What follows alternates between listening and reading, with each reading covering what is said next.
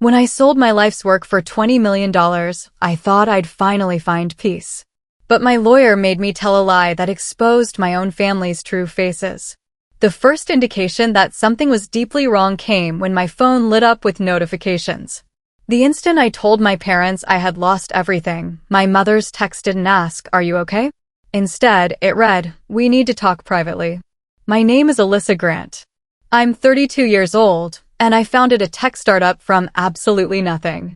It cost me countless late nights, burned bridges with friends, and missed family holidays. I convinced myself that selling the company for $20 million would finally buy me the peace I had been chasing. Instead, it bought me silence. The moment I repeated the lie my lawyer had instructed me to tell, the world around me began to shift.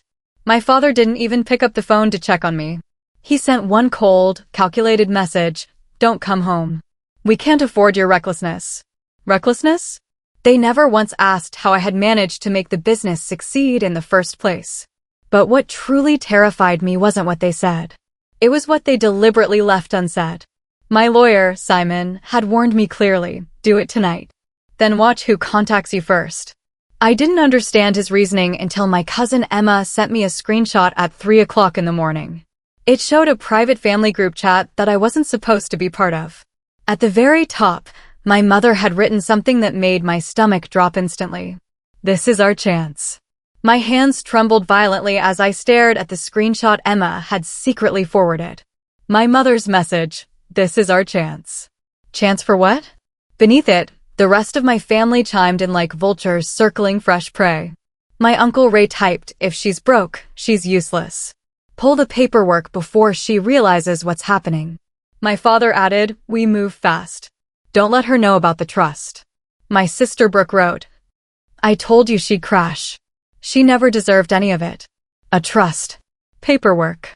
The words hit me like ice-cold water crashing over my head. I had built a $20 million company from scratch. And the people who raised me were planning, what? To cut me out of something I never even knew existed? My lawyer's warning echoed in my memory like a haunting melody. Your parents aren't celebrating your success. They're calculating it. Do exactly what I say, and you'll see their real faces. And he was right. Because at 7:14 a.m., like clockwork, my mother called. Not with comfort, not with concern, but with a rehearsed voice that suddenly sounded like it belonged to a complete stranger. "Alyssa, sweetheart, we need you to come by the house today. There are things we need to handle." She didn't know I had seen the messages. She didn't know I knew about the trust. And she certainly didn't know I wasn't coming alone. Because Simon had told me exactly what would happen next. And it terrified me. I drove toward my parents' house with a knot twisting in my stomach. Simon's voice replayed in my head over and over. "The moment they think you're broke, they'll show their intentions. Don't react. Observe." Easy to say. Hard to do when betrayal is burning through your veins like poison. My childhood home looked smaller than I remembered. Or maybe I had simply outgrown the version of myself who once begged for their approval. When I stepped inside, the atmosphere was stiff and unnatural, like they had rehearsed every single breath they took. My mother didn't hug me. She didn't touch me. She didn't even offer me a seat. She simply closed the door behind me and whispered, "We don't have long. Your father is getting the documents." My father appeared moments later with a thick envelope. My name was printed on the front. He didn't meet my eyes. He didn't smile. "Sign these," he said flatly. "It's better for everyone if you do. Better for everyone except me." Brooke sat on the couch with her arms crossed, smirking like she had been waiting years for this exact moment. My mother said, "You messed up big time. You always do." The envelope felt heavy in my hands. Too heavy. Something inside was wrong. Very wrong. As I opened it, a sentence jumped out at me and my vision blurred with shock. Revocation of beneficiary rights. My own family was cutting me out completely. My breath left my body in one sharp, cold exhale. Revocation of beneficiary rights. They didn't even try to sugarcoat it. My father finally looked at me, but his eyes were dead calm. Like this wasn't betrayal. Just business. "Alyssa, you're unstable right now. You've made reckless choices. The trust needs protection." Protection from me? My mother stepped closer, lowering her voice like she was consoling a stranger on a bus. If you sign it now, we won't pursue the clause that penalizes irresponsible heirs. Irresponsible heir clause. So many words that meant only one thing. They assumed I was broke, and they wanted every cent locked away from me before I could touch it. Brooke, of course, couldn't resist twisting the knife. Honestly, LYSS, you should be grateful. You're terrible with money. You blew $20 million in what, one weekend? The lie they believed, the lie Simon told me to tell, had worked perfectly. But then came the viral moment. The humiliation that burned through me like a branding iron. Brooke lifted her phone and started recording me as she announced loudly, "Look at her. The millionaire who lost it all. Dad, send it to the family group." Everyone laughed. Everyone except me. Because behind them, the door clicked open and Simon walked in. The laughter died instantly when Simon stepped into the living room. Crisp suit. Leather briefcase. Expression carved from stone. My father stiffened. My mother froze mid-smile. Brooke lowered her phone, suddenly unsure of herself. Simon spoke calmly, almost politely. "Good morning. I see you've already started without me." My mother's voice trembled. "Why? Why are you here?" He set his briefcase on the table. "Because Alyssa didn't lose $20 million. She followed my legal instruction to reveal the truth about this family's intentions." Silence. Thick, heavy, tangible silence. My father's jaw twitched. "Truth about what?" Simon slid a folder across the table. It was much thicker than the envelope they had given me. Inside were bank transfers, emails, notarized letters, all with their signatures. "Alyssa," Simon said calmly, "your parents attempted to reroute the family trust into a private account under your sister's name. If you had signed those papers today, everything your grandmother built would have been permanently transferred out of your reach." My mother's face went pale. That's taken out of context." "Oh." Simon tilted his head. "The clause you mentioned, the one penalizing irresponsible heirs, I wrote that clause. And it applies to fraudulent trustees, not beneficiaries." Brooke swallowed hard, color draining from her cheeks. Pain turned to clarity. Clarity turned to resolve. My revenge would not be loud.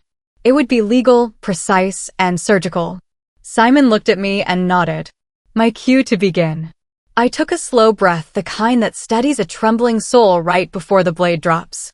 My parents watched me like cornered animals, angry, frightened, calculating.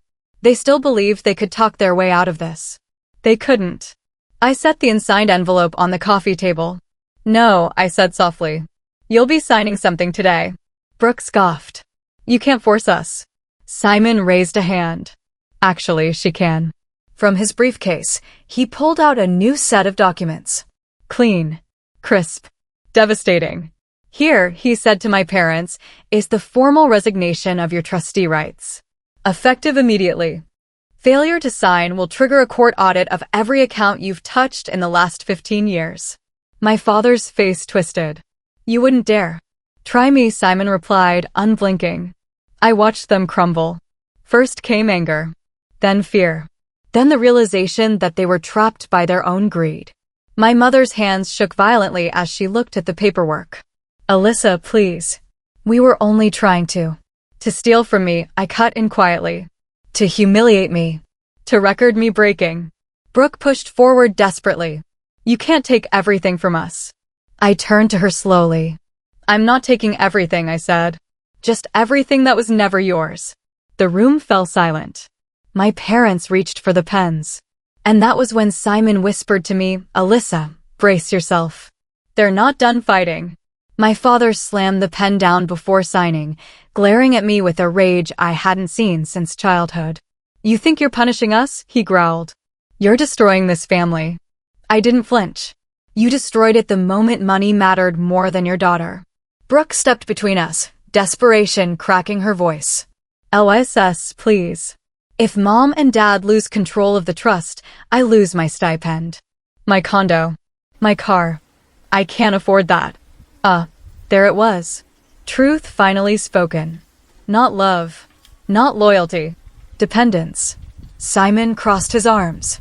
"You all should know, Alyssa is now the sole trustee. Any discretionary payouts will be her decision alone. My family's faces drained simultaneously. It was almost theatrical. My mother grabbed my wrist, tears trembling in her voice. We raised you. We gave you everything. I gently pulled my arm free. You gave me life, not love, and definitely not loyalty. My father tried one last tactic, threatening. If you do this, you'll regret it. Money can't replace family. I met his eyes, steady and unbroken. Neither can betrayal. And then, with hands shaking, defeated and cornered, they signed away their rights. But just when I thought it was over, Simon leaned close and murmured, Alyssa, there's one last thing you haven't seen yet. Something your grandmother left only for you. The room froze. A final secret waiting to surface. Simon reached into his briefcase one last time and pulled out a small velvet envelope. Aged. Ivory-colored. Sealed with wax. My heartbeat stumbled. This, he said softly, was entrusted to me by your grandmother. To be given to you only after your parents revealed their true intentions. My mother lunged forward. No, she doesn't need to see that. I held up a hand, and for the first time in my life, she obeyed. I broke the seal. Inside was a handwritten letter and a single key. My grandmother's looping script felt like a hand on my shoulder. Alyssa, I always knew your strength would come from surviving what others tried to break in you. Everything I built is yours now, but this key is the real legacy. Under the letter was a second document, property deeds, to a private estate in Vermont, worth more than the trust itself. My grandmother had known. She had seen this betrayal coming years before I ever could. My father's voice cracked. Mother left that, to you? For the first time, I felt nothing toward them. No anger. No sadness. Just distance. I folded the letter, slipped the key into my pocket, and stood. This family ended itself, I said quietly. I'm just walking away from the ruins. As I stepped out of the house, morning sun spilling across the driveway, Simon said, You didn't lose $20 million, Alyssa. You gained your freedom. I nodded, finally breathing. And I'm never letting anyone buy my silence again. If this story touched your heart and made you think about the value of true family, then you're exactly where you belong. Please hit that subscribe button and join our family because we have so many more powerful stories waiting just for you.